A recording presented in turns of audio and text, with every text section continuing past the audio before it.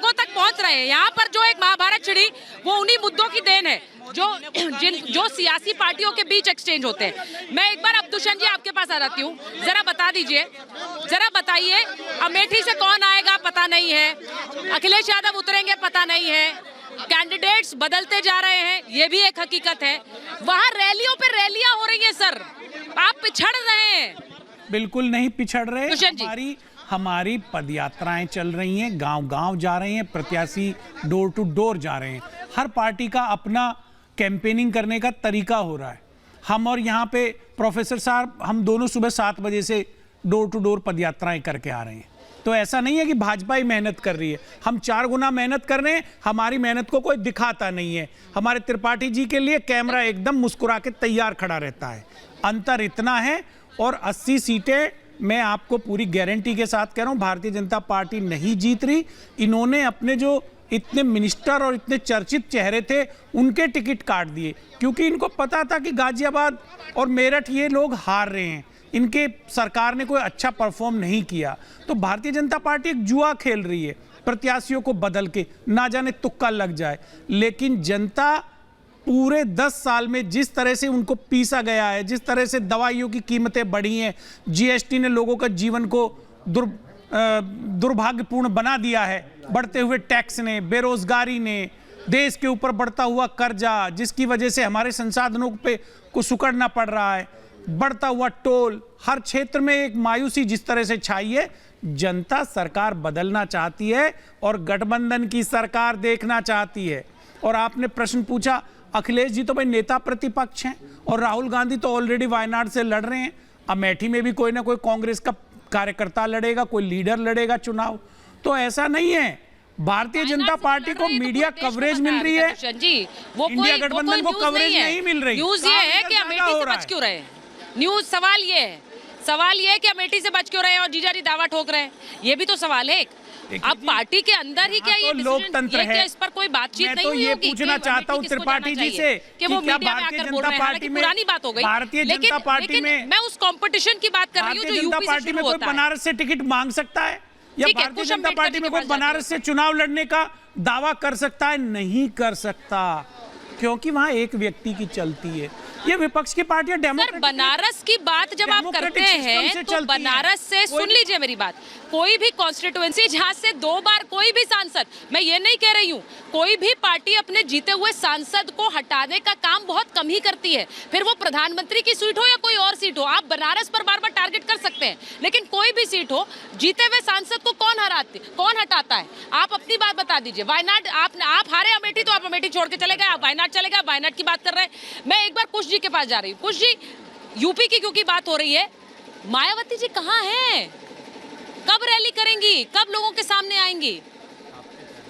कुछ दिनों से लगातार आकाश आनंद की रैलियां दिख भी रही हैं। और जो आपने कहा कि बीजेपी लगातार रैलियां कर रही है, उसका कारण यह है कि बीजेपी के अंदर खाने भी बहुत विरोध और समाज के बीच भी बहुत विरोध आ रहा है। इसकी वजह से उन्हें 80 सीटें जीतने का जो एक लक्ष्य उन्होंने यूपी में बनाया हुआ है, उसके लिए पूरी अपनी जितनी भी एनर्जी है वो पूरी झोंकनी पड़ रही है। दूसरी पार्टियां अभी बीजेपी का जीतने का एक तो कारण सबसे बड़ा ये भी है कि अखिलेश यादव और राहुल गांधी जी बिल्कुल अपरिपक्वता दिखाते हुए पूरी तरीके से कैंडिडेट भी इस तरीके से घोषित कर रहे हैं ताकि बीजेपी को उसका बेनिफिट मिले।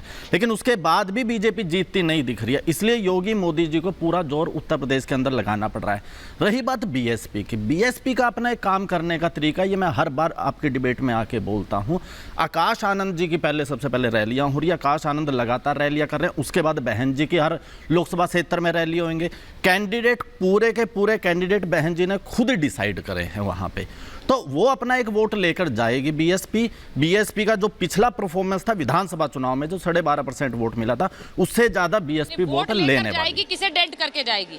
वोट लेकर जाएगी, किसे डेंट करके? बीएसपी किसी को डेंट नहीं करती है, बीएसपी का अपना वोट है, वो बीएसपी अपने उसी वोट को लेकर आएगी। हाँ, ये बात मैं जरूर आपके चैनल पे बोल देता हूं कि विधानसभा चुनाव में यूपी के में जिस तरीके से मुसलमानों का एक तरफा वोट सपा पे गया था, वो अब की बार नहीं जा रहा। जिस तरीके से अखिलेश यादव जी अपने कार्यकर्ताओं की तो छोड़िए, जो मुस्लिम नेता है उनकी रक्षा करने में भी असफल सिद्ध हो रहे हैं। बिल्कुल असफल नमाज लेने में या मुसलमान का शब्द भी प्रयोग करने में उन्हें इतनी असहजता हो रही है, लेकिन मुसलमानों के वोट उन्हें थोक रेट में चाहिए। मुस्लिम समाज अब इन चीजों से वाकिफ हो चुका है, उसकी आंखें। अच्छा, मैं विनय जी के पास जाऊंगी, उससे पहले मैं जरा फिर यहाँ से आ रही हूँ। आप मथुरा से हैं? जी हाँ। नाम क्या आपका? डॉक्टर जमुना शर्मा। अच्छा डॉक्टर साहिबा, जरा बताइए कि मथुरा में, यूपी में सबसे बड़ा मुद्दा क्या है? कौन आ रहा है यहाँ? यहाँ कौन आ रहा है? जो पहले था कमल का फूल, जो पहले खिल चुका है वही खिलेगा और खिलता रहेगा। खिलता रहेगा, इसलिए फूल पहन कर आई आप? बिल्कुल। और क्या, मैं तो फूल से जुड़ी हुई हूँ। मैं ही नहीं, पूरा भारत जुड़ा हुआ है और पूरे भारत में कमल हर जगह खिला हुआ है और खिलता रहेगा। नहीं, अच्छा आप लोग ऐसे बात कर रहे हैं कि विपक्ष के नेता भी तो रैलियां कर रहे हैं, उनके लिए भी तो ये एक यूपी, उत्तर प्रदेश में अखिलेश यादव है, कांग्रेस चुनाव लड़ रही है, उनके लिए क्या कहेंगे? वो भी तो चुनाव लड़ रहे हैं। ये है कि अभी वर्तमान में ये सब जो पार्टियां हैं विरोधी विपक्षी की, वो सब सनातन विरोधी हैं। जो अभी आपने प्रमाण भी देख लिया, सनातन के विरोध में जो बात करेगा, अब हिंदू जाग चुका है, सनातनी जाग चुका है। वैसे तो ये भी कहीं ना कहीं से सनातनी है, यहाँ तक कि वैदिक मुस्लिम भी जो है सनातनी है, ऐसा नहीं है। परंतु जमुना साफ होगी, जमुना साफ हो रही है। देखिए आप लोग नहीं साफ होने दे रहे, आप लोग साफ नहीं होने दे रहे, आप लोग साफ नहीं होने दे रहे, आप लोग स्वयं जाके कचरा फैला रहे। आप आज हम यहाँ कृष्ण जन्मभूमि पर खड़े हैं। भारत में, इस देश की, पूरे विश्व में देश की पहचान कृष्ण से है, कृष्ण से, सनातन से पहचान है इस देश की, और इस भारत पर वही राज करेगा जो सनातन की बात करेगा। मुझे एक सवाल ये पूछना है विनय जी, आपको लग रहा है कि जो सनातन की जो बात कह दी है, आपको लग रहा है कि एक अंडरलाइन करंट है जो मुझे लगता है राम जन्मभूमि से शुरू हुआ, इन चुनावों में वो एक बड़ा मुद्दा होगा? मैं क्योंकि मथुरा में हूँ तो उसकी गूंज स्वाभाविक है। विनय जी, तो चारिता, ये अंडर करंट है कि नहीं है ये छोड़ दीजिए, लेकिन जब सनातन को आप अपशब्द कहते हैं तो आप एक सेंटिमेंट इन्वोक करते हैं, और ये बार बार विपक्ष के लोग कर रहे हैं।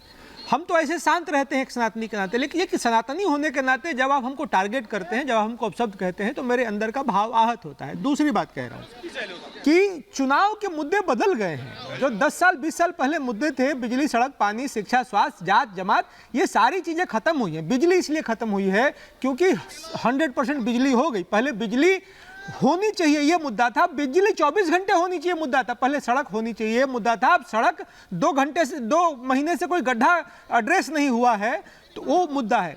एड्रेस नहीं जो वोटर्स हैं उनका एस्पिरेशन का जो लीग है वो बदला है, और वो जात और जमात के बियॉन्ड गया है। विपक्ष आज भी उसी जात जमात पे अड़ा हुआ है, और मुझे लगता है कि इसलिए हारेंगे, इसलिए हारेंगे। आप जनता के एस्पिरेशन के साथ आपकी स्पीड मैच नहीं हो रही है। जनता के जो एस्पिरेशंस हैं उनकी स्पीड ज्यादा है, और विपक्ष जो है वो जनता के एस्पिरेशंस के साथ उनका स्पीड मैच नहीं कर रहा है। इसलिए मुझे लगता है सुचारिता जी, ये जो 400 पार का जो आंकड़ा है, ये निश्चित मनुवाद आप लोगों ने बीजेपी और उनकी अलायंस पार्टी सनातन धर्म उसको अचीव करने वाले हैं।